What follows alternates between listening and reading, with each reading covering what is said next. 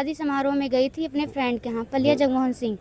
देव कुमार यादव के छोटे भाई रिंकू यादव मुझे मिले। उन्होंने मुझे सबके सामने धमकी दी, बोले कि तुम बचकर रहना, तुम्हारे साथ कभी भी कुछ भी हो सकता यादव है। ने इसको धमकी दिया कि तुम्हें तुम्हें तुम्हारे परिवार व तुम्हारा सहयोग करने वालों की खैर नहीं है, कहीं उनके साथ कहीं पर कुछ भी हो सकता है, क्योंकि हम वो पैसे वाले लोग हैं, वही हो सकता है, कुछ भी करवा सकते हैं। इनार नगर एसओ से निवेदन करते हैं कि तत्काल इसके प्रार्थना पत्र लेकर तत्काल एफआईआर लिखा जाए और दोषी के खिलाफ कार्रवाई किया जाए तथा उस प्रबंधक के खिलाफ जिसने इतना गड़बड़ किया है उस प्रबंधक के खिलाफ भी एफआईआर होनी चाहिए।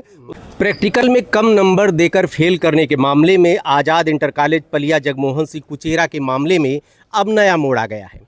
पीड़िता को बार बार धमकियां दी जा रही हैं कि आपको पैरवी नहीं करना है। हालांकि विभाग ने जांच बैठाई और वहां पे समिति बैठाकर प्रतीकात्मक रूप से उसने प्राध्यापक और प्रधानाचार्य को पद से हटा दिया और न प्रबंधक के ऊपर एफआईआर दर्ज की गई, न वहां के प्रधानाचार्य के ऊपर जो सरकारी कर्मचारी भी है वहां पर न प्रधानाचार्य का पद ग्रहण किए हुए है, कक्षा 1 से 8 तक देखता है, न उसके ऊपर कोई कार्रवाई की गई। पीड़िता मेरे साथ में है और ये आप अधिवक्ता हैं, ये अपनी प्रत्यावेदन देने जा रहे हैं थाने पे।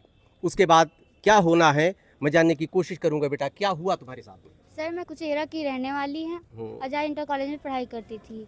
मैं शादी समारोह में गई थी अपने फ्रेंड के यहाँ, पलिया जगमोहन सिंह। देव कुमार यादव के छोटे भाई रिंकू यादव मुझे मिले। उन्होंने मुझे सबके सामने धमकी दी, बोले कि तुम बचकर रहना, तुम्हारे साथ कभी भी कुछ भी हो सकता है। जी। क्या पूरा मामला पहले क्या था आपका, वो भी बता दीजिए ब्रीफ में। सर मेरी शादी होने वाली है 6 महीने बाद और मैं उस स्कूल में पढ़ाई नहीं करना चाहती, मुझे टीसी मार्कशीट चाहिए थे। जबकि मैंने ये बात प्रिंसिपल सर से कही तो उन्होंने बोला कि ठीक है, मेरे कलम में ताकत होगी तो फेल कर दूंगा और तुम्हारे अंदर ताकत है तो पास होकर दिखाओ। और पापा को उल्टी सीधी धमकियाँ दी कि मैं उठा के पटक सकती हूँ। उसका विवाद किया मैंने, तब सर ने ये बात बढ़ाई, मुझे फेल कर दिया गया।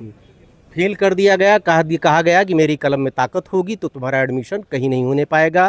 प्रैक्टिकल में 3 नंबर 4 नंबर 5 नंबर दिया गया है, जबकि प्रैक्टिकल में नियम है कि 33% मार्क्स आपको देने हैं अगर बच्चा प्रेजेंट हो जाता तब। पूरी कहानी आपको पता है। अब हम वकील साहब के पास आएंगे और पीड़िता ने इनसे क्या कहा, आगे क्या करने जा रहे हैं जानने की कोशिश करेंगे। सर बताइए। ऐसा है कि ये 5 तारीख को अपनी एक सहेली यहाँ शादी समारोह में गई थी।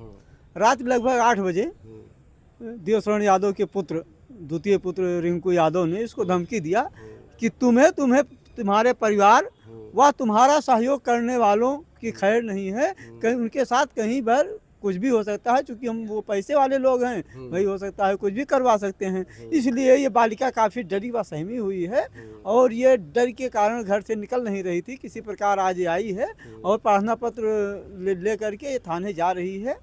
और प्रार्थना पत्र में आपने क्या इंगित किया? प्रार्थना पत्र इसने स्वयं लिखा है, हमने कुछ नहीं इंगित किया है। इसने प्रार्थना पत्र खुद ही लिखा है और वो लिख के लेके जा रही है। प्रार्थना पत्र में हमने कुछ नहीं लिखा इसमें है। क्या होना चाहिए? जो बताया उसने लिखा है, इसमें एफआईआर दर्ज होनी चाहिए। क्या क्या धारा लगनी चाहिए, आप वकील है बताइए। इसमें धमकी की धारा प्रथमतः लगनी चाहिए। उसके द्वारा धमकी दी गई है, हत्या करने की धमकी दी गई है कि तुम्हारे साथ कहीं कुछ भी हो सकता है। कुछ भी का अर्थ क्या लगाया जाए? कुछ भी माने कि ये न मुँह खोल सके। जी, तो अब आगे पुलिस का काम है, क्या करती है पुलिस करेगी अपना काम। पुलिस अपना काम करेगी। चाणक्य परिषद के कुछ लोग हैं सर, क्या बताएं, कहेंगे इस तरह तो आप लोगों का मामला सब उल्टा पड़ रहा है। अभी वीडियो में कुछ दिन पहले हम लोगों ने देखा था कि बच्ची को प्रैक्टिकल में 3, 4, 5 नंबर देकर उसको फेल किया गया। इस प्रकरण को हम लोगों ने अभी जिलाधिकारी के माध्यम से माननीय मुख्यमंत्री जी को भेजा है। 15 दिन को समय दिया है कि उस विद्यालय के खिलाफ कार्रवाई हो। अभी कल हमको जानकारी मिली उसके बाद भी कि प्रबंधक का छोटा भाई रिंकू यादव, बच्ची अपनी सहेली के यहाँ निमंत्रण में गई थी, वहाँ उसको धमकी दी गई और धमकी इस तरीके दी गई कि यार तुम बच्ची रहना, तुम्हारे साथ कभी कुछ हो सकता है। इस तरीके की धमकी बहुत निंदनीय है।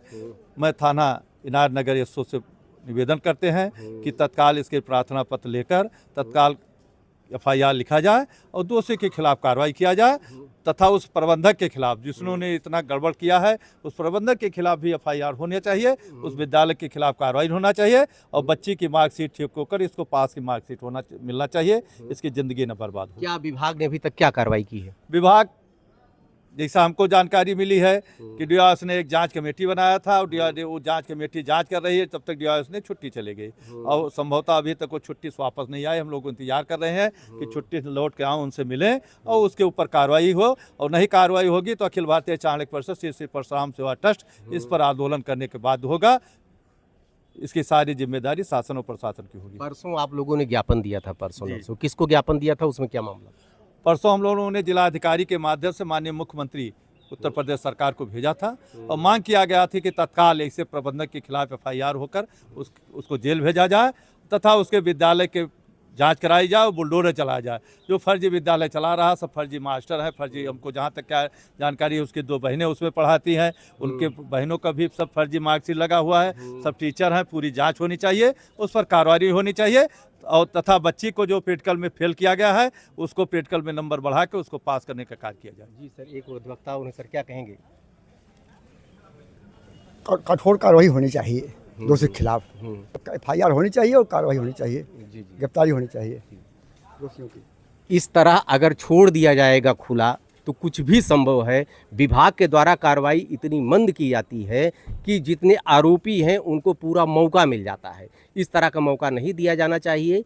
बच्ची पीड़ित है और अभी कचहरी में आई है, अपने अधिवक्ता के माध्यम से अभी पुलिस तक अपनी बात को ले जाएगी, लेकिन इस पर शासन और प्रशासन अगर नहीं चेता तो कुछ भी संभव है। देखते रहिए अयोध्या दर्पण। ढेर सारी शुभकामना। धन्यवाद।